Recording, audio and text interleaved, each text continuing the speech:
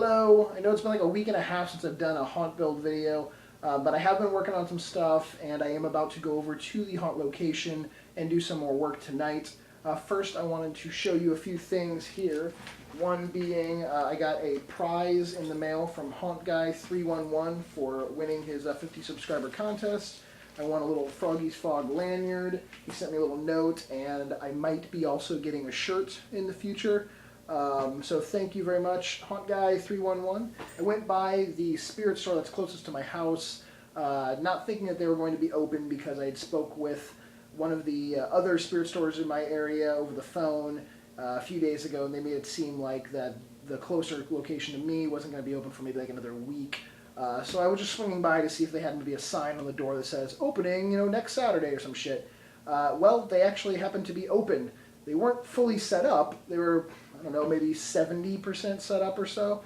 But they had a lot of the props that I was kind of interested in, a lot of the smaller stuff. So I filmed a video in there of, just what they had. But I'm not going to put that up until probably Wednesday. I just put that Party City one up. And I'm trying to split up, similar things on the channel, so I didn't want to have like two store videos together back to back. But I did pick up some stuff, and I will show you what I bought. All this crap on the table right here. Not too much, mainly a bunch of skulls and heads. But the coolest thing I bought, which is going to go into the sewer scene, is this motion-activated rat, which I'll show you real quick because it's pretty loud and Katie's sleeping. Shh.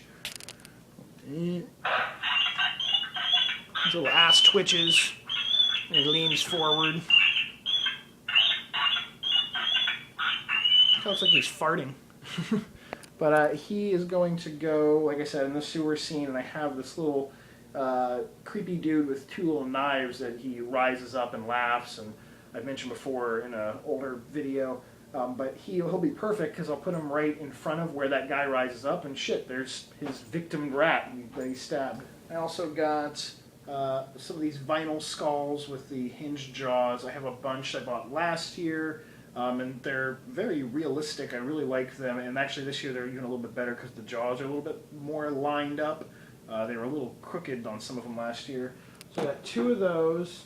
I got two of these, they call them zombie heads, and basically it's, just a little extra skin put on them, but they have the movable jaws as well. I'm probably going to smear some blood onto these ones because they look just a little too clean for a zombie head. And then I bought one of these, what they called mummy skulls. It's just a dark red and kind of blackish skull. The jaw doesn't move on these. But I'm just trying to get better variety of size and design and movability of the jaws of different skulls because I want to have, a very diverse scene in wherever I'm going to use them, in the sewer, in the graveyard, whatever. Just so it's not like, oh, look at all the same exact styrofoam or plastic skulls. The only other things I bought were another bottle of blood. I think I'm almost out, but I don't need a ton, so I don't need to buy like a giant gallon of blood or anything. And I bought another owl. I have a brown owl from Michael's, but this dude's black, and this guy, let's see if I can do it with one hand, his eyes light up and glow, which I thought was kind of cool. Normally I don't like the light up eyes on things, but for some reason on this dude, they just look kind of cool. So that is all I got for Spirit, and now I'll show you a couple clips of the current arm that I've been making. I know you've seen enough goddamn arms that I've been building, but real quick, just an update on the newest one I'm doing. Here is the start of the fourth arm, which is going to be the right arm to that left arm. And I'm actually making it correct this time, and I made a hand and attached fingers to it instead of fucking up and just making one big long middle finger and then trying to attach the other fingers to that. So off to a better start than the last couple arms. Starting to add some of the meat to it, wrapping some of the paper around, and I'm trying to keep the fingers as outstretched as I possibly can. Once I start adding more paper to it, they sort of start looking like they're shrinking up, but I want to keep that sort of long, bony looking finger on these guys. So more to come on the hand. And just like that, I'm now over at my parents' house, pulling out the last bit of Halloween stuff out of this closet right behind me in the guest bedroom. Only a few things left in here. One of my bigger carved pumpkins, and give me 1 second. This is a prop I made years and years ago called skull stalks. I was into making these really sort of plant-like creatures that had either demon or humanistic forms to them. So there's basically in one of the Silent Hill video games, Silent Hill 4, there was these weird throbbing stalks that would come up out of the ground. They didn't have any faces on them or anything, but I really liked sort of that more earthy, plant-like creature. So I decided to sort of make my own and just stick a human face, a human skull onto them. It's basically thick wire that goes up to hold the head up, and then the skull is one of our the plaster skulls that we had made, and I just blended you can see where it blends right there. I blended the plaster skull into, actually it was with just paper, my paper mache technique into the head. So I really like the way those came out. They're kind of fragile. Can't really move them around too quick. I mean, they're actually like bouncy. Like if you see, they move really easily. So they'll get beat up if they bounce around too much. But I put them in the forest in 2010. They were out in the forest, and I didn't use them last year. Don't know if I'll use them this year. They really don't fit into the themes that I'm doing, so they might just sit inside again. This guy is called Petrified, and I've had a lot of people say that he sort of has a Tim Burton feel or look to him, and I really didn't mean for it to be that way, but I just sort of wanted like a pumpkin creature that had died and been petrified or basically frozen in this state, and then plants and stuff had sort of grown up around him, and then one grew through his head and out his eye. I do put, when I have used him, I've put a couple little the battery-powered tea lights inside of his head just because he's a pumpkin-like creature, and I figured it would give a little more something to it, because at night, since he is very dark, his eye and mouth holes sort of blend into his head a little bit more. So yet again, don't know if I'll use him this year. He technically, I guess, could go into the pumpkin patch, but he would be pretty far off from all the orange pumpkins, basically, and then one weird plant-like dead, I don't know what the hell to even call him, humanoid pumpkin with arms, so I don't think I'm going to use him this year either, but you never know. Last prop in this closet is called Lichen. He's a hanging prop, and made him quite a few years ago. Also, just coat hanger arms with the paper mache around it, and a bunch of the fake moss stuck on his head and on his arms. I have actually never used him for Halloween.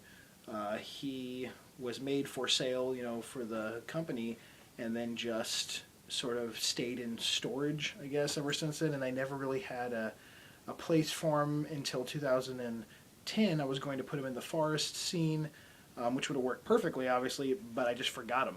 He actually was hung up in my old bedroom, and after the Halloween night was done, we're starting to bring shit back in. I was like, fuck, I totally forgot to put that guy out. So he's yet to be displayed on Halloween, and while I'm sort of in here thinking, at some point, not this year, but I would like to put him, the petrified prop, and then those pumpkins that have like the teeth, the more really exaggerated, creepy looking pumpkins, all in one scene as sort of like this mutant, weird pumpkin creature scene. So at least he will be used at some point. Here's some of my murdered crows that I made.